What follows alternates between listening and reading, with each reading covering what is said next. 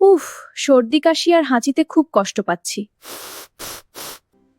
এই দিদি, চিন্তা করো না, আমি আছি, আমি তুলছি। সত্যি? আমাকে আর আদাকে জলে ফুটিয়ে খেলে তুমি দ্রুত ভালো হয়ে যাবে। সত্যি আমার কাশি ভালো হয়ে যাবে তো? আমরা সর্দি কাশি কমাই, গলার ব্যথা দূর করি, ইমিউনিটি বাড়াই। তাহলে আমি এখনই এটা খাচ্ছি।